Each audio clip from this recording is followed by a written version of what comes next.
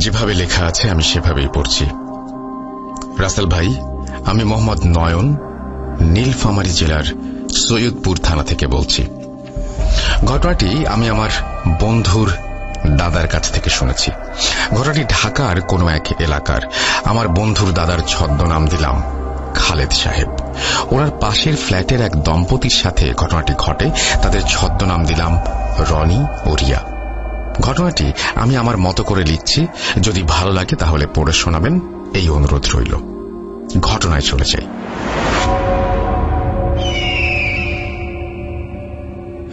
ভোর রাতের দিকে রনির চিৎকার চেঁচামেচিতে তখন অনেকেই দরজা জানালা খুলে বিষয়টি দেখতে বের হয়েছিল। তখন খালেদ সাহেব নামাজ শেষ করে ফেরার পথেই রনিকে কাঁদতে দেখে ব্যাপারটা বুঝতে এতটুকুও সময় লাগেনি।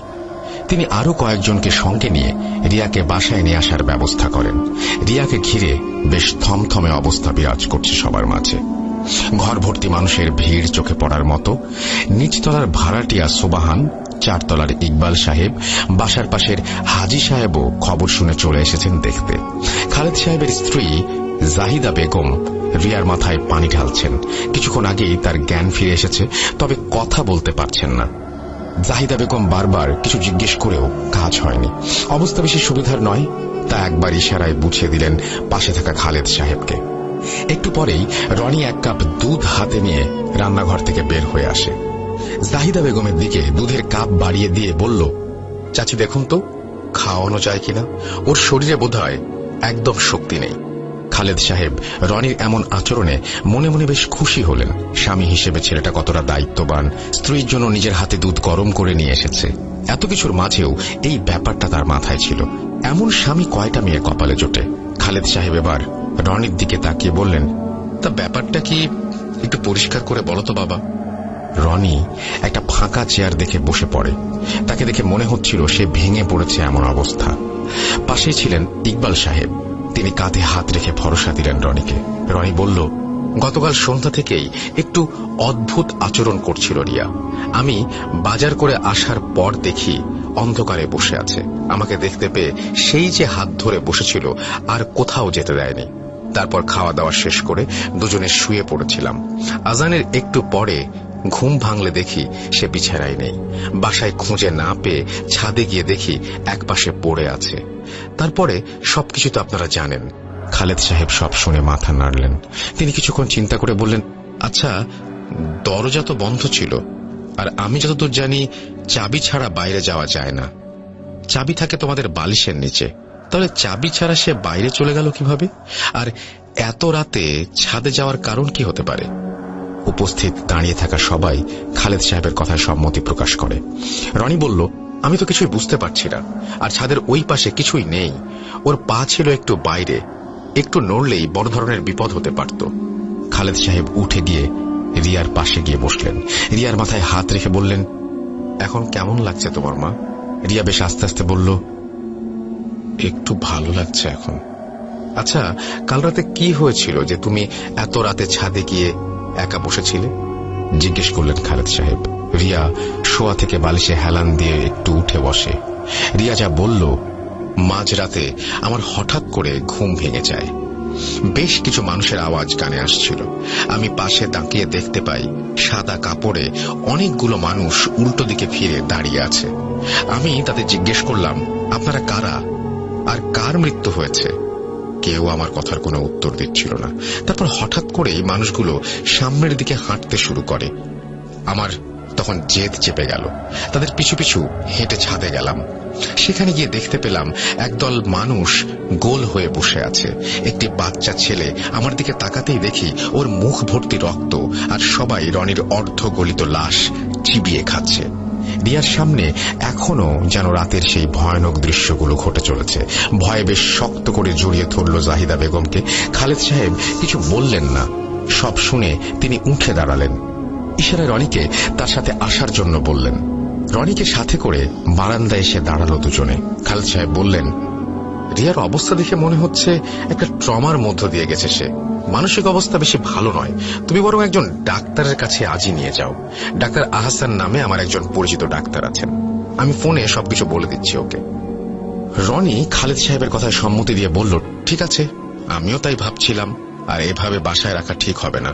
অফিস থেকে ছুটি নিয়ে একটু পরেই বের হয়ে যাব। ঘড়ির কাঁটায় সময় বাড়ার সঙ্গে সঙ্গে রনিদের বাসা ফাঁকা হয়ে গেল।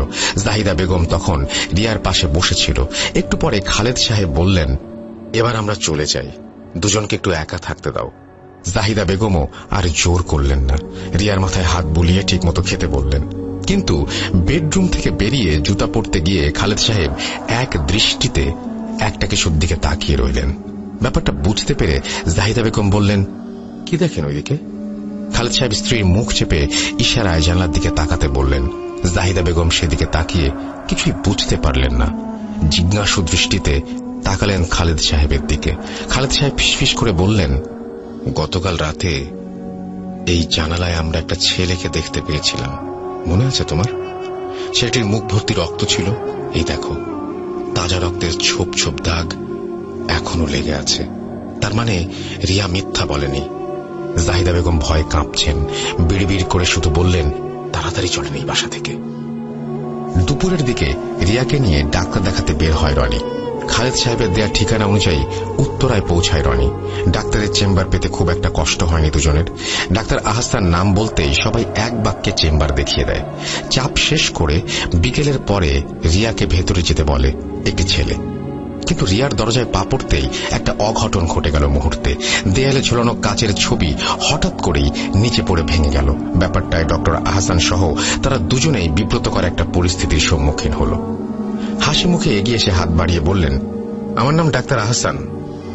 খালেদ সাহেব আমার বন্ধু মানুষ, ফোনে সব বলেছে, তাই সবাইকে বিদায় দিয়ে আপনাদের ডাকতে বললাম। কিছু মনে করেনি তো? রনি বিনীত ভঙ্গিতে বললেন, না কিছু বলেন, আমাদেরও একটু আড়ালে এই ব্যাপারটা নিয়ে কথা বললে ভালো লাগতো। ডাক্তার আহসান চেয়ারে বসে দুজনকে বসতে বললেন। উনি চেয়ারে বসে এবার ডাক্তার আহসানের মুখের দিকে ভালো করে তাকালো। ডাক্তার আহসানের চোখে চোখ পড়তেই রনি বলল, তা আমরা কি শুরু করতে পারি? ডাক্তার আহসান একটা খাতা কলম হাতে নিয়ে বসলেন। ঘড়ির দিকে তাকিয়ে গম্ভীর কণ্ঠে বললেন, আপনার স্ত্রীকে সবকিছু বলতে দিন, আপনি এই সময় কথা বলবেন না। মিস রিয়া, আপনি একদম প্রথম থেকে শুরু করেন। রিয়া আর চোখে একবার রনির দিকে তাকালো। সে নির্লিপ্ত চোখে টেবিলে রাখা একটা অদ্ভুত সুন্দর পিরামিডের মাছ দেখছিল। রিয়া বেশ বড় শ্বাস নিয়ে বলতে শুরু করলো, ঘটনা শুরু মাসখানেক আগে থেকে। রনি ঢাকার বাইরে ছিল, আমি বাসায় তখন একা ছিলাম। সম্ভবত দুপুরের দিকে আমি খাবার মুখে দিয়েছি, এমন সময়ে মনে হলো একটি বাচ্চা ছেলে হামাগুড়ি দিয়ে রান্নাঘরে চলে গেল। বয়স কত হবে? এই ধরুন 4 বছরের মতো। আমি ব্যাপারটা প্রথমে খুব একটা খেয়াল করলাম না। তারপর সেই বাচ্চাটাকে চোখে পড়ল বেশ কিছুক্ষণ পর। আবারও হামাগুড়ি দিয়ে রান্নাঘর থেকে বের হয়ে পাশের রুমে চলে গেল।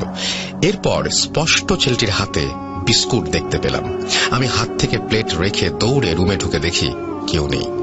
সব জায়গা খুঁজেও কাউকে দেখতে পেলাম না। তবে বিরক্ত হয়ে যখন আবার রান্নাঘরের দিকে পা বাড়ালাম, এবার আমার ভয়ে শরীর কাঁপতে শুরু করলো। মেঝেতে বিস্কুটের গুঁড়া পড়ে আছে। সেদিন এই ঘটনার কোনো ব্যাখ্যা আমি পাইনি। তার কিছুদিন পরে শুক্রবারের ঘটনা। রনি বিকালের দিকে বের হয়েছিল, আমি বারান্দায় বসেছিলাম। হঠাৎ কেউ যেন আমার চুল ধরে আঁচড়ে দিল। আমি আর চোখে কাঁধের দিকে তাকাতেই দেখি ভয়ঙ্কর দুটি চোখ আমার দিকে তাকিয়ে হাসছে। আমি সঙ্গে সঙ্গে চিৎকার দিয়ে পেছনে তাকাতেই সেখানে কাউকে দেখতে পাই না। এই ঘটনার পর আমি রনিকে সবকিছু বলতেই সে বিশ্বাস করেনি। তারপর কিছুদিন সব স্বাভাবিক ছিল। 15 দিনের মাথায় আমি দুপুরে খাওয়ার পর বিছানায় শুয়ে টিভি দেখছিলাম। হঠাৎ রান্নাঘরে চোখ পড়তেই মনে হলো কয়েকটা বাচ্চা আমার দিকে তাকিয়ে আছে এক দৃষ্টিতে। আমি প্রথমে নিজের চোখের ভুল ভেবেছিলাম, কিন্তু একটু পরেই যখন ব্যাপারটা সত্যিই মনে হলো, আমি বিছানা ছেড়ে উঠে দাঁড়ালাম। আস্তে আস্তে রান্নাঘরের দিকে যেতেই আমার কলিজা যেন বের হয়ে যাবে এমন অবস্থা হলো। পুরো শরীর রক্তে মাখা একটা বাচ্চা আমার সামনে দাঁড়িয়ে খিলখিল করে হেসে যাচ্ছে, বলছে, আয় আমাদের সাথে। তারপর আমার আর কিছু মনে নেই। জ্ঞান ফিরতেই নিজেকে বিছানায় দেখতে পেলাম। তারপরের ঘটনাগুলো তো আপনি জানেন। ডাক্তার আহসানের চেহারায় কোনো পরিবর্তন দেখা গেল না। তিনি বললেন, আপনি কি সবসময় একই চেহারার অবয়ব দেখেন, নাকি কিছুটা ভিন্নতা আছে বাচ্চাগুলোর মাঝে? রিয়ার বলল, না, সবসময় এক নয়। কখনো খুব বেশি ভয়ঙ্কর, আবার কখনো কেমন যেন ফ্যাকাশে বাচ্চাগুলো। এখন দিন দিন বাচ্চাগুলো যেন বেশ বড় আর ভয়ঙ্কর হয়ে উঠছে। ডাক্তার আহসান খাতায় কিছু লিখলেন। তারপর সামনে থাকা একটা যন্ত্র সামনের দিকে এগিয়ে বললেন, এর নাম টেম্পারেচার মিটার। আপনি আপনার ডান হাত এখানে রাখুন। রিয়া তার ডান হাত টেম্পারেচার মিটার রাখতেই এবার যেন কিছুটা ঘাবড়ে গেলেন ডাক্তার আহসান। টেম্পারেচার অস্বাভাবিক নিচে নেমে গেছে। ওনার কপালে বিন্দু বিন্দু ঘাম জমেছে। একটা জীবিত মানুষের দেহের তাপমাত্রা এত নিচে কিভাবে নামতে পারে? যেন মেয়েটির দেহে প্রাণ নেই। তিনি দ্রুত ব্যাপারটা বুঝতে না দিয়ে টেম্পারেচার মিটার থেকে রিয়াকে হাত সরাতে বললেন। তারপর উনি যেন কিছুটা আন্দাজ করে বললেন, কি হয়েছে ডাক্তার সাহেব, সবকিছু ঠিক আছে তো? ডাক্তার আহসান সঙ্গে সঙ্গে হেসে বললেন, হ্যাঁ হ্যাঁ, একদম ঠিক আছে, চিন্তার কোনো কারণ নেই। তিনি রিয়ার দিকে তাকিয়ে বললেন, আপনি একটু বাইরে অপেক্ষা করুন, আমার রনি সাহেবের সাথে একটু কথা আছে। ডাক্তার আহসান সামনের দিকে কিছুটা ঝুঁকে বললেন, আমার প্রাথমিকভাবে মনে হচ্ছে দীর্ঘ বেশ কয়েক বছর যাবৎ একটা বাচ্চার শূন্যতায় আপনার স্ত্রীর কল্পনায় কিছু অবয়ব তৈরি করেছে, যাদের সে সবসময় দেখে। তবে সবচেয়ে ভয়ানক ব্যাপার হচ্ছে মাথার এক পাশ বেশ অকেজো হয়ে গেছে, এবং অকেজো হয়ে যাওয়ায় অবয়বগুলো যেভাবে লেখা আছে আমি সেভাবেই পড়ছি। আসসালামু আলাইকুম রাসেল ভাই ও প্রিয় লিসেনার্স, আশা করি সবাই ভালো আছেন। আলহামদুলিল্লাহ, আমিও ভালো আছি আপনাদের দোয়ায়। আমি মোহাম্মদ সাবিত আলম, লিখছি ময়মনসিংহ বিভাগ থেকে। আমি বর্তমানে ভূত.কমের একজন মডারেটর হিসেবে কাজ করছি। আমি আজ আপনাদের মাঝে ফিরে এসেছি নতুন একটি ঘটনা নিয়ে। ঘটনাটি আমি শুনেছি আমার পরিচিত এক বড় আপুর কাছ থেকে। আপুর নাম দোলা। ঘটনাটি দোলা আপুর বাবার সাথে ঘটে যাওয়া একটি ঘটনা, যা ঘটেছিল 80-র দশকে। দোলা আপু আর আপুর হাজবেন্ডের সাথে আমার খুব ভালো একটি সম্পর্ক থাকার ফলে আপু ওনাদের ম্যারেজ অ্যানিভার্সারির দিন আমাকে একটি স্বনামধন্য রেস্টুরেন্টে ডিনারের জন্য ইনভাইট করেন। আমিও খুশি হয়ে ইনভাইটেশন গ্রহণ করি এবং অ্যানিভার্সারির দিন সন্ধ্যাবেলায় চলে যাই রেস্টুরেন্টে। প্রচুর গেস্ট এসেছিল সেদিন রেস্টুরেন্টে। আপু আর ভাইয়ার সাথে সবাই কথা বলায় ব্যস্ত। এমন সময় আপু আমার পাশের সোফায় এসে বসলেন। বলে রাখা ভালো যে আমার জীবনের ঘটনাগুলোর সাথে আপু পরিচিত ছিলেন, আর ওনারও ভৌতিক বিষয়ে ভালোই আগ্রহ ছিল। সোফায় কিছুক্ষণ চুপ করে বসে থেকে এক পর্যায়ে আপু আমার দিকে ফিরে তাকালেন আর আমাকে বললেন, শোন, মানুষ কি আগাম ভবিষ্যতের বার্তা পায়? আমার কথার মানে হচ্ছে যে নিকটবর্তী ভবিষ্যতের কোনো বার্তা। আমি দোলাপুর প্রশ্ন শুনে ওনাকে জিজ্ঞেস করলাম, কি হয়েছে? কি হয়েছে সেটা যদি নাই বলো তাহলে কিভাবে বলবো বলো? আপু বললেন, এই যেমন আমাদের অ্যানিভার্সারি, যদিও আমার প্রথম ম্যারেজ অ্যানিভার্সারি, তাও মনে হচ্ছে যে আজ আমি যা যা করছি সেগুলো আগেও করেছি। এর মানে কি? এমন কেন মনে হচ্ছে? আমি আপুকে বললাম, আরে এটা আসলে সবার সাথেই হয়। Near future prediction. ব্রেইন আমাদের পারিপার্শ্বিকতা ক্যালকুলেট করে আমাদের একটি ধারণা দেয় যে কাছাকাছি সময় কি হতে পারে। যেমন মাঝে মাঝে রাতে ঘুমাবার আগে লাইট অফ করতে গেলে মনে হয়, আরে কি ব্যাপার, এটা না একটু আগে গতকালকেও করেছিলাম। কি লিসেনার্স, আপনাদের সাথেও কি এমন হয়? হলে আমাদের জানাতে ভুলবেন না। ঘটনায় ফিরছি। আমার কথা শুনে আপু বললেন, সুন্দর বৈজ্ঞানিক ব্যাখ্যা দিলি, কিন্তু আমার আব্বুর মতো তুইও একটা প্রমাণ যে এমন কিছু ঘটনাও ঘটে যা আসলে বিয়ন্ড সায়েন্স। আমি আপুকে জিজ্ঞেস করলাম, তোমার আব্বু? কি বলছো? কোনো কাহিনী আছে? বলো আমাকে। আপু মুচকে হেসে উত্তর দিলেন, ফাংশনের মাঝে ভূতের কাহিনী শুনবি? বাদ দে, কালকে বিকেলে পার্কে আসিস, তোর ভাইয়ার সাথে আমি পার্কে গিয়ে বলবো। আমি যথারীতি রাজি হয়ে গেলাম, আর পরের দিন টিউশনিটা অফ রেখে বিকেলবেলা আপু আর ভাইয়াকে ফোন করে চলে গেলাম পার্কে। পার্কের একটি ফুচকার দোকানে বসে আমরা তিনজন ফুচকা খেলাম, আর পাশে থাকা একটা সিমেন্টের তৈরি টাইলস করা বেঞ্চে বসে আমি আপুকে বললাম, আপু শুরু করো। ভাইয়া আমাদের দিকে তাকিয়ে বললেন, তোমরা দেখা করলে সারাক্ষণ প্যারানর্মাল বিষয় নিয়ে কেন যে কথা বলো? আচ্ছা শুরু করো, আমিও শুনছি। এরপর বড় আপু বলতে শুরু করলেন। ঘটনাটি আপু আমাকে যেভাবে বলেছেন আমি সেভাবেই বলার চেষ্টা করছি। আমার লেখার ভুল ত্রুটির জন্য ক্ষমা প্রার্থনা করছি। বলছেন দোলা আপু। বশির হাওলাদার আমার আব্বুর নাম। ঘটনাটি আমার আব্বুরই। আমার আম্মুর মুখে মূলত আব্বুর এই ঘটনাটি আমার শোনা। আমার আব্বু 80-র দশকের শেষের দিকে আমার আম্মুকে বিয়ে করেন।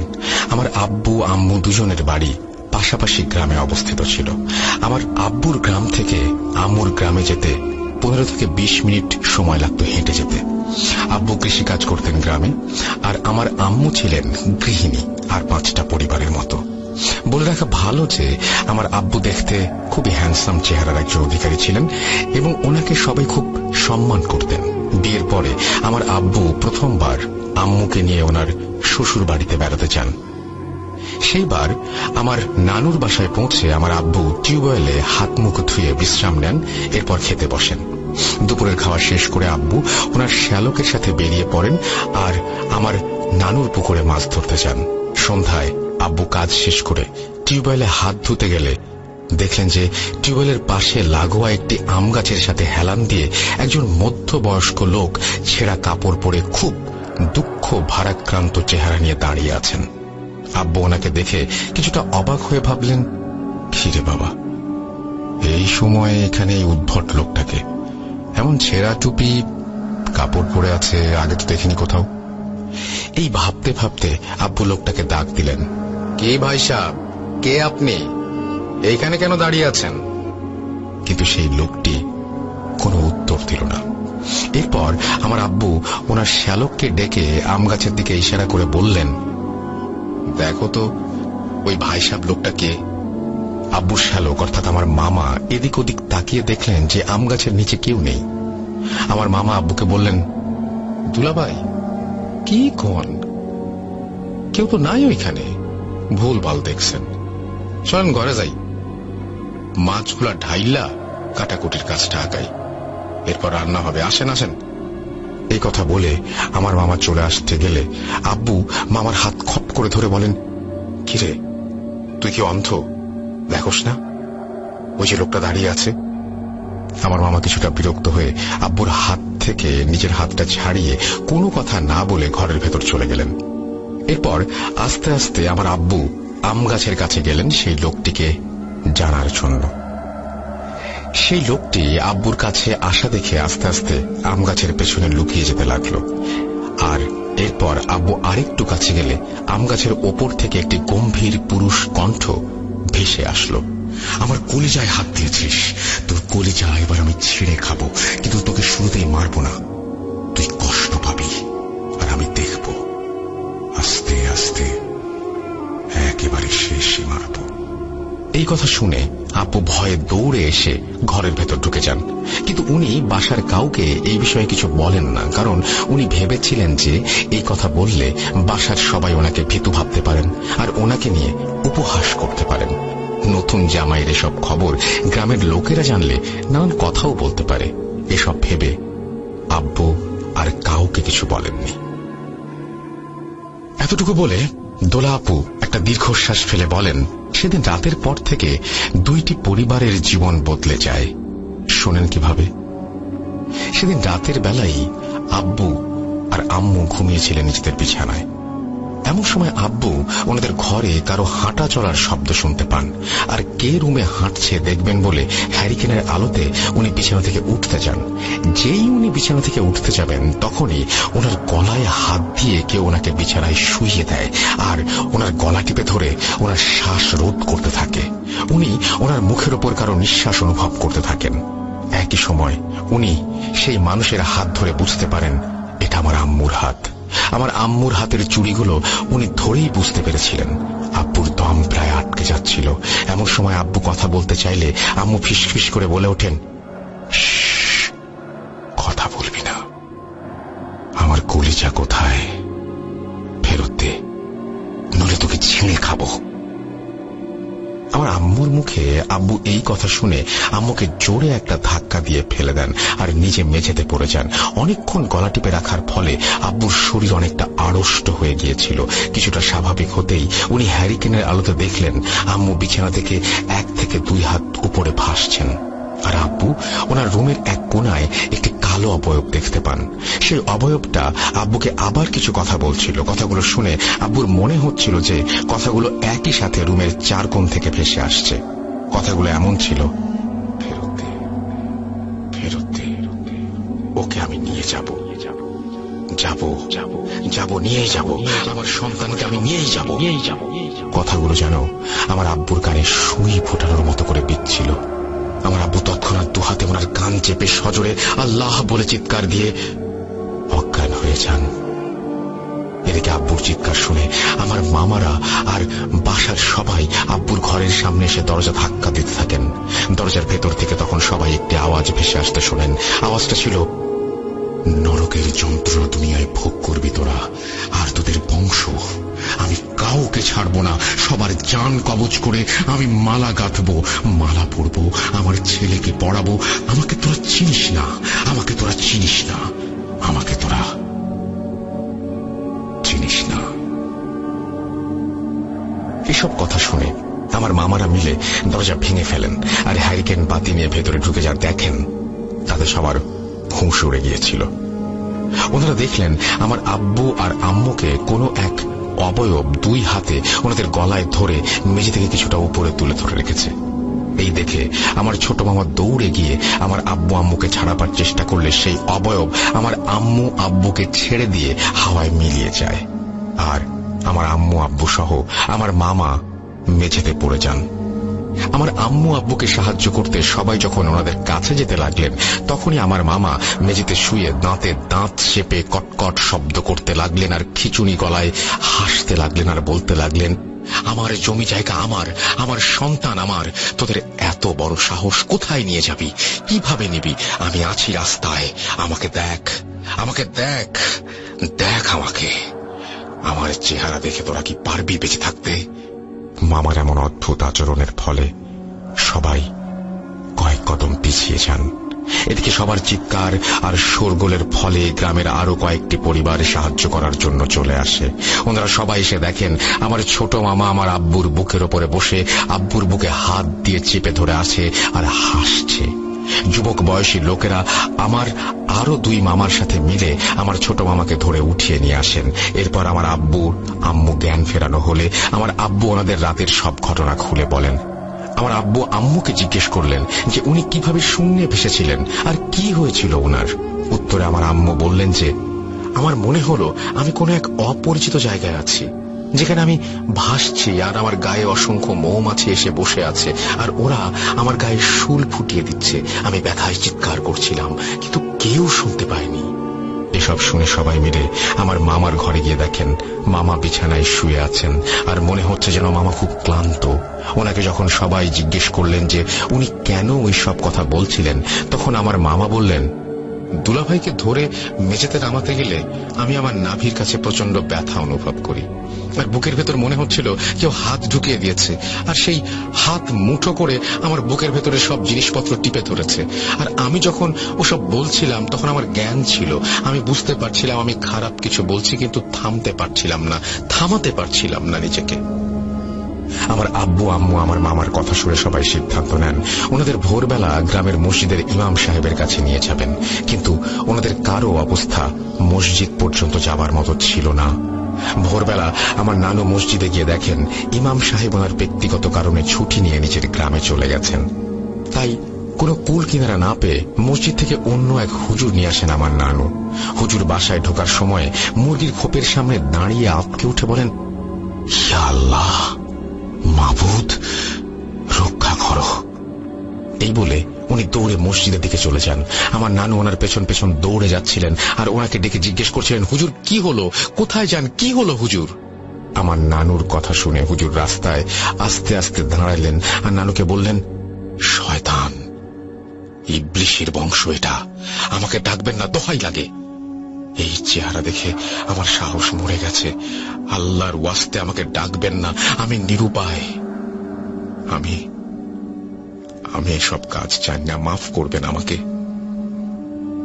এরপর আমার নানু হুজুরকে কিছু জিজ্ঞেস করবার আগেই হুজুর দৌড়ে মসজিদের দিকে চলে যান। আমার নানু বাসায় ফিরে সবাইকে ঘটনাটা জানান আর সকালবেলা ওঝা আর কবিরাজের সন্ধানে যাবেন বলে ঠিক করেন। সকালবেলা নানুর সাথে গ্রামের আরো 2-1 লোক মিলে 2 থেকে 3 গ্রাম পরে একজন ওঝাকে ডেকে নিয়ে আসেন। ওঝার পরনে সাদা লুঙ্গি আর গলায় একটা গামছা ছিল, হাতে এক বদনা পানি আর একটা ঝোলা নিয়ে উনি এসেছিলেন আমাদের নানুর বাড়িতে।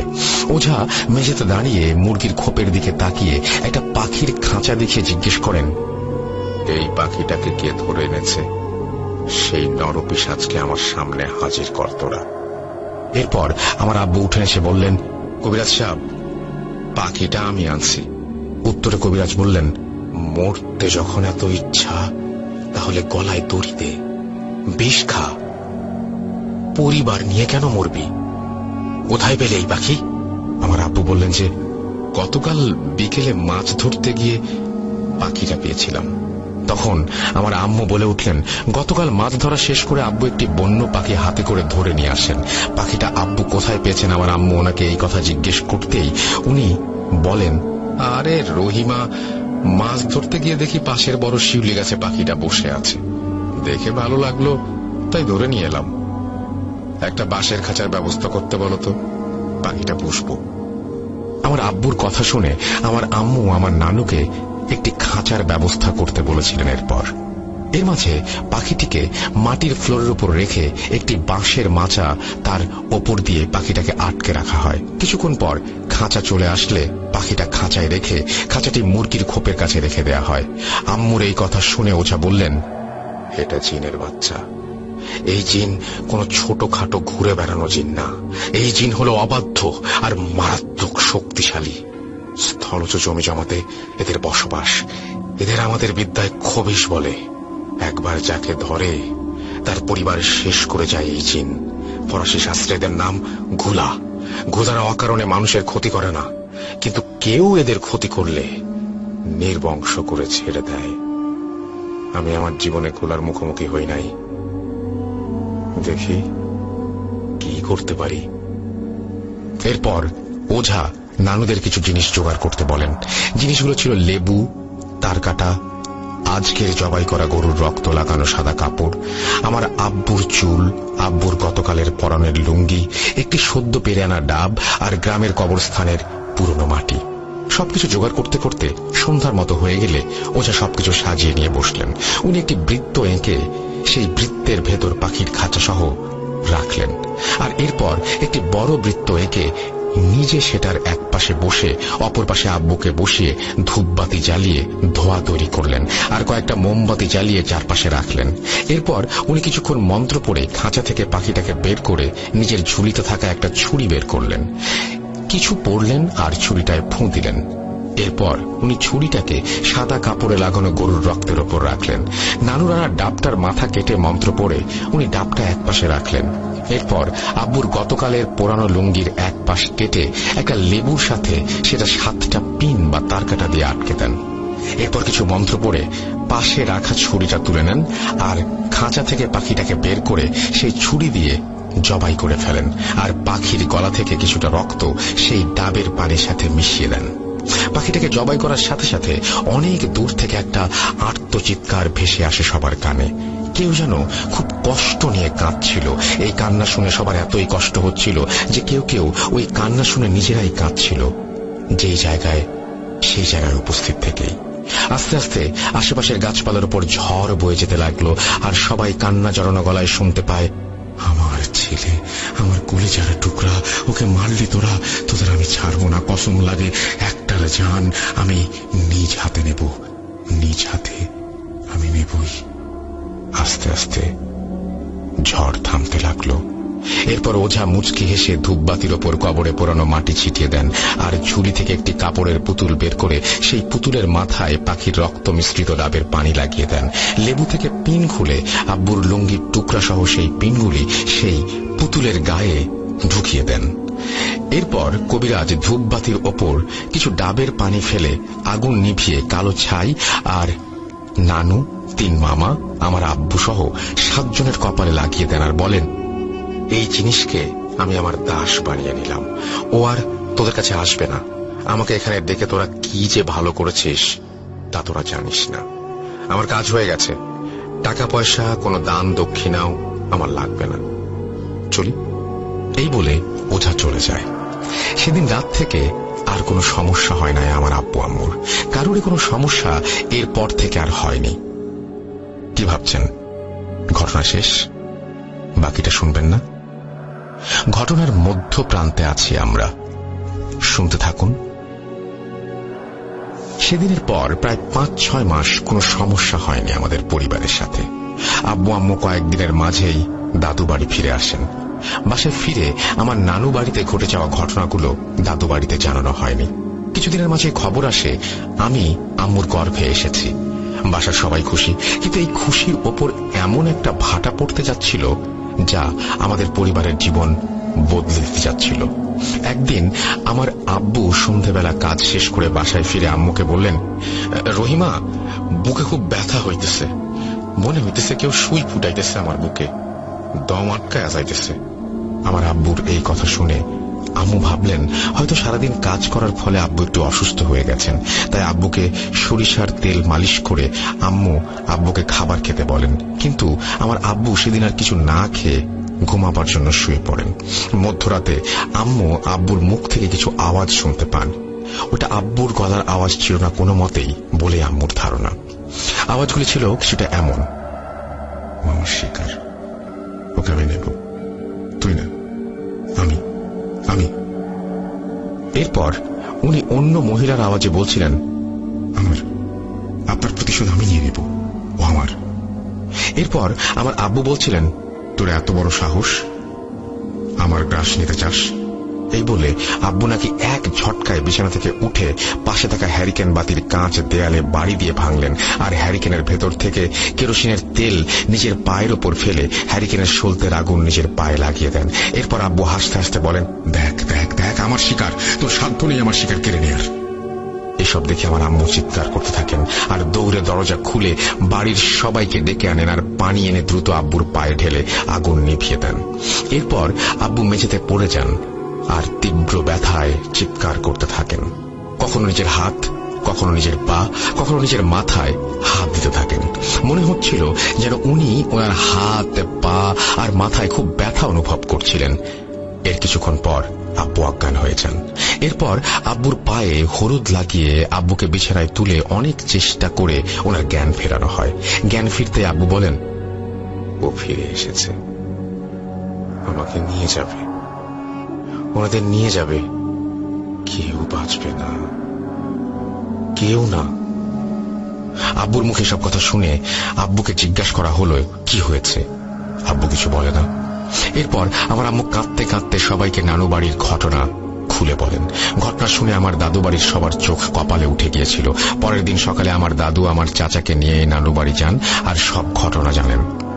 এরপর আমার নানু বাড়ির মাধ্যমে আবার সেই ওঝার খোঁজে যান সবাই। আবার 2-3 গ্রাম পাড়ি দিয়ে সেই ওঝার কাছে গেলে ওঝাকে আর খুঁজে পাওয়া যায় না। আশেপাশের মানুষকে জিজ্ঞাসা করলে ওনারা বলেন যে প্রায় 5-6 মাস আগে একদিন সন্ধ্যায় ওঝার ঘর থেকে ওঝার চিৎকার শুনতে পাওয়া যায়, কিন্তু যেহেতু সে একজন ওঝা তাই ভয়ে কেউ তার বাড়িতে যাননি। পরের দিন ওঝার বাড়ির সামনে গেলে দেখা যায় ওঝার লাশ তার বাড়ির উঠোনের সামনে পড়ে আছে। ওঝার গলাটা ছিল কাটা, অর্থাৎ তাকে জবাই করে মারা হয়েছে। এসব শুনে আমার নানু আর দাদুরা চিন্তায় পড়ে যান। ওনারা ভাবতে থাকেন, আল্লাহ, এই কোন সমস্যায় ফেললেন আমাদের, কি করব আমরা এখন? ভাবতে ভাবতে আমার নানু আমার দাদুকে বললেন, বিআই সাহেব, চলেন মসজিদের ইমাম সাহেবের কাছে যাই, উনি কিছু করতে পারেন। এরপর সবাই মিলে পরের দিন ইমাম সাহেবের কাছে যাবেন বলে ঠিক করেন। সেদিন রাতের বেলা আমার দাদু বাড়িতে আব্বুর সাথে আবার কিছু ঘটনা ঘটে। আব্বুর ঘরে সেদিন আমার দাদি আর আমার আম্মু ছিলেন আব্বুর খেয়াল রাখার জন্য। আমার আম্মু আব্বুর পায়ে বাতাস করে দিচ্ছিলেন আর দাদি পাশে বসেছিলেন। রাত বাড়তেই আব্বু হঠাৎ হাসতে শুরু করলেন আর উঠে আম্মুর কানের কাছে কিছু একটা বললেন, যা, ওকে পরে নেব, আগে বাকিদের নেই, তারপর ওই শয়তানের কাছ থেকে নিয়ে যাব, আমাকে দেয়া কাজ আমি করবই, 2-3 মাস আছে আর দিন গুনতে থাক। এই কথা বলে আমার আব্বু আমার আম্মুর গালে জোরে একটা চর বসিয়ে দেন। এত জোরে চর মেরেছিলেন আমার আব্বু যে আমার আম্মু ছিটকে বিছানা থেকে নিচে পড়ে যান। আমার দাদি এসব দেখে চিৎকার করতে থাকলে সবাই রুমে এসে দেখে আমার দাদি আর আমার আম্মু অজ্ঞান হয়ে মেঝেতে পড়ে আছে, আর আমার আব্বু বিছানায় বসে নিজের পুড়ে যাওয়া পা থেকে চামড়া খুলে খুলে খাচ্ছে আর হাসছে। এই দৃশ্য দেখে সবাই থমকে গিয়েছিল সেদিন। ধরাধরি করে আমার আম্মু আর দাদিকে রুম থেকে বের করে এনে আব্বুকে রুমের ভেতরে রেখে বাহির থেকে দরজা লাগিয়ে দিয়ে সবাই চলে যান। আম্মু আর দাদি জ্ঞান ফিরলে ওনারা সবাইকে বলেন যে একটু আগে কি ঘটেছিল। আম্মু আর দাদির কথা শুনে সবাই ঘাবড়ে যান, সিদ্ধান্ত নেন আম্মুকে আর আব্বুর সাথে রাখবেন না, কারণ আম্মুর প্রেগন্যান্সিতে আব্বুর সাথে রাখাটা এখন বিপজ্জনক। এরপর সবাই আব্বুর রুমে গিয়ে দেখেন যে আব্বু ঘুমাচ্ছেন। পরদিন সন্ধ্যাবেলা আমার দাদু আর নানু কাঁদতে কাঁদতে মসজিদের হুজুর আর হুজুরের এক বন্ধুকে নিয়ে আমাদের গ্রামে ফেরত আসেন। ওনাদের কান্নার কারণ জানতে চাইলে আমার নানু আমাদের বলেন, গতকাল রাতের বেলা আমরা সবাই ঘুমাচ্ছিলাম, তখন আমার ছোট ছেলের রুম থেকে অমানবিক চিৎকার ভেসে আসে। সবাই ভয়ে ভয়ে ঘুম থেকে ওঠার পর ওর ঘরের সামনে গিয়ে ওকে আওয়াজ দেই, কিন্তু ভেতর থেকে এমন আওয়াজ পাই যে কেউ মনে হয় মরে যাচ্ছে। পরে দরজা ভেঙে ঢুকে দেখি আমার ছেলেকেও জবাই করে মাটিতে ফেলে রেখেছে। আরো কষ্ট পেয়ে মরেছিল তখন। আমি এখন কি করব? কি হবে আমাদের? গ্রামের মানুষের এই লাশ কি দেখানো যাবে? এই জন্য কি সবাই মিলে তাড়াতাড়ি করে আমার ছেলেকে কবরে নামিয়ে আসলাম? পরিবারের ওপরে কি বিপদ শুরু হয়েছে আল্লাহ জানে। এই কথা শুনে আমার আম্মু চিৎকার করে কাঁদতে থাকেন, আর আমার মামার নাম ধরে চিৎকার করতে করতে বারবার জ্ঞান হারাচ্ছিলেন। কিন্তু এরপরও আমার নানু আর দাদুর কঠোরভাবে ওনাদের কাজ চালিয়ে যান দুইটি পরিবারকে বাঁচাতে। রাতের বেলা হুজুরদের ঘরে বসে আমার আব্বুর মাছ ধরতে যাওয়ার ঘটনা থেকে শুরু করে ওঝার আর গত 2 দিনের সব ঘটনা খুলে বলেন। এরপর হুজুর বলেন, দেখেন, আমি এসব বেশি বুঝি না। আমার বন্ধু আসছে, ও কবিরাজি করে অনেক বছর, ওই কিছু করতে পারে। এরপর হুজুরের বন্ধু সব শুনে বলতে লাগলেন, আপনারা না জেনে না বুঝে কাকে দিয়ে চিকিৎসা করালেন? ওই লোক তো কালো জাদুকর, সে তো আপনাদের উপরে কালো জাদু করেছে। ধূপবাতি ছাই যেসব পুরুষ মানুষের কপালে লাগিয়েছে তাদের বলি চায় সে।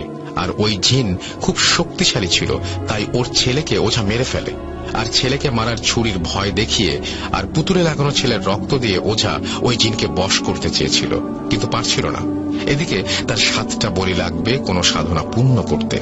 তাই যেই 7 জনের মাথায় ছাই লাগানো ছিল তাদের বলির ভার অন্য এক জিনের উপরে দেয় সে। কিন্তু তার বলি শুরু হবার আগেই ছেলে হারানো ওই জিন ওঝাকেই মেরে ফেলে। আর এখন অনেক দেরি হয়ে গেছে। আপনাদের জামাইয়ের ওপরে ছেলে হারানো জিন আর ওই বলির দায়িত্ব দেয়া জিন দুজনের ভর। একজন বলি চায় আর একজন চায় প্রতিশোধ। আমি সবাইকে বাঁচাতে পারবো না। এক জিন তাড়াতে গেলে আর একজন ক্ষতি করবে, কেউ না কেউ ক্ষতি করবেই, এটা একেবারে নিশ্চিত। আমাকে মাফ করেন, আপনারাই বলেন কাকে আমি বাঁচাবো। হুজুরের বন্ধুর কথা শুনে 2 পরিবারের সবাই কোনো কুল কিনারা পাচ্ছিল না।